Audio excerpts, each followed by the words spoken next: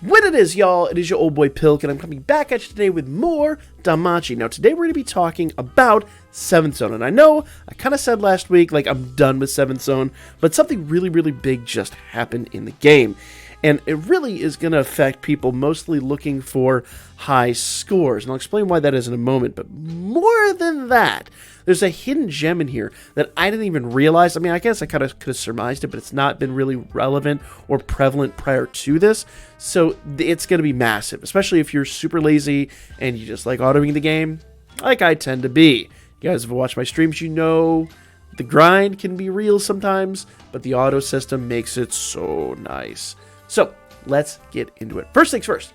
We're going to jump into Light Zone to talk about this, because let's be real, the Dark team is a team that needs some love. I know you're looking at this team going, that's a pretty boss team. Yeah, wait till you see them in battle. This team needs some work, needs some serious love. And I think the units we just got really aren't it. So I'm really hoping that Dark gets a big buff when we're going into the anniversary. If it doesn't, I kind of feel like the Dark team is... just been shafted by the game. It's just not cool. But what is really cool, if you look down here in the bottom left-hand corner, we have skill flow. Skill flow, y'all. Now, to explain, this is a team that I actually built for Familia Rush, because my Dark team sucks. My Dark team did not do worth a damn at Familia Rush, and I was just testing it out and trying to basically see where I could go with it. And to be honest, this is like the best that I could do with my units. And it is really abysmal. Like, this team is not very good at much of anything. But we need a Dark AoE team to take on 7th Zone. So I literally grabbed my Familia Rush team and I jumped into the game. And I said, okay, let's just see what they can do. And hold up. Wait a minute. They still have their skill flow from Familia Rush. Now, I know some of you going, well, duh, it's the save team. Yes, you say that, but remember, when we were doing this in like Record Buster and in other events, they never really crossed over. Now, I'm sure, and I never tried it, you could probably have saved a Record Buster team and used it in Royale or Rush. I never honestly tried that. I always assembled a new team because we never really had a viable moment to do that. But now, this confirms that when you set up teams for Familia Royale, Familia Rush, or whatever, it will now cross over and be usable in all these events. Now, you will notice that my teams are getting stunned here. You do want stun anklets anytime you go into 7th Zone, but I'm kind of using this as a demo situation, only because I haven't adjusted anything.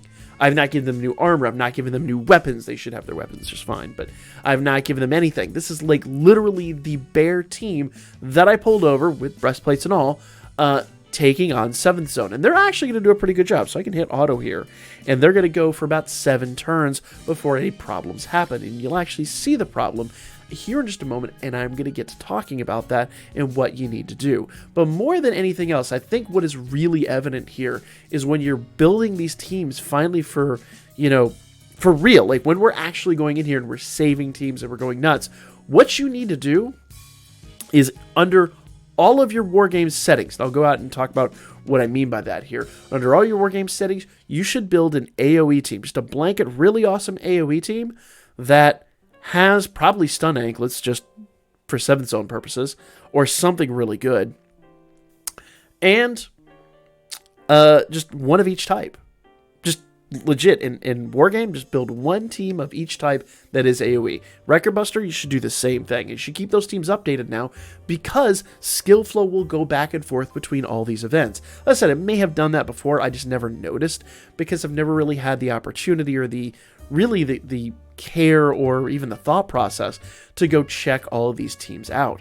So yes, skill flow is now, and I apologize for that, Nick, the HDMI cable. Skill flow is, it's very finicky if you guys didn't know. Skill flow is now very, very, very cross event. Now, what does this mean? Well, I feel like skill flow is getting ready for a big rollout. I feel like skill flow is going to be coming to a lot of other events. Why is this a big deal? Well, very soon I'm going to turn off auto here because you'll notice the problem in a moment. why is this a big deal? Well, when it comes to the anniversary, I think it's pretty much understandable that we are going to be getting Grand Day event, not Grand Day, I'm sorry, what are they called? Grand War events again. The big, massive EX events, those huge bosses that are insane and really hard to take on. And if there was ever an opportunity for skill flow to really shine, aside from obviously farming Heroic Trial, which another reason you really want a good type team in there. When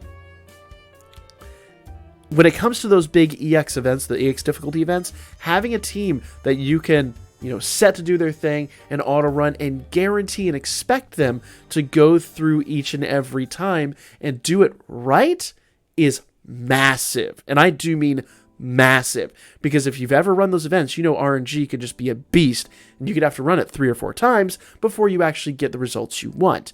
Now you don't have to babysit those teams. Now there's no guarantee that event actually will get that skill flow, but I think it does make sense. I would be utterly and completely shocked if they didn't drop skill flow on those events at that time. It just doesn't make sense not to, if I'm completely honest. But let's get back to what I'm kind of talking about here.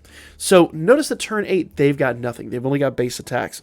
So I'm going to actually have to go through and manually set these. And this is honestly just indicative of the problem of rerunning this from Familia Rush. Remember, Familia Rush only goes for 7 turns. So you really kind of can't plan anything out much further than that. So when you're actually going through, and when I say set up a ton of these, I do mean like just go through and set up just a blue ton of these things and make sure that everybody is kind of on the same page. Make sure that it's always going to lead you to a path of success, and that is everything that you're going to want from one of these events. And yes, actually for a lot of these I probably would go through and change a few things based on my skill flow from Melee Rush versus this. For here, I'd probably do a little bit different SA technique. But once again, we're talking about just generically grinding this, not necessarily going for like the biggest, craziest, wildest score. Okay? So, one more time, and we'll be done here. I don't even need to worry about her. There we go. So, why do I discuss that, and why do I show that portion of it off? Well, if I go back out here, all right, should get my S clear on this one now. Yep. Perfect. They took out Goblin Slayer last time. They just hammered down on him. Like, everybody hit him and just took him out early. So that's the only reason I lost the S clear. Now, the really nice part is I can actually go into hard and normal and just take them out with a quickness. But if I go into skill flow, you'll notice that nothing past turn 7 is really set. So what I would need to do is actually go in here and just set all of this up to do all of that. And honestly, I'm going to do that at a later date. I don't really need to do it right now. But that would be something good to do for the long run. The problem with setting this in Familia Rush is that since it's only 7 turns, we're not getting basically our full skill set. We're only getting like half of that. And to be honest with you, most teams that I would build that we've been maxed out in 7th zone wouldn't have to worry about that anyway. In fact, if this team had stun anklets, they probably wouldn't have to worry about it either. It's just that this team doesn't have stun anklets and they get stunned left, right, and center, so they're not countering.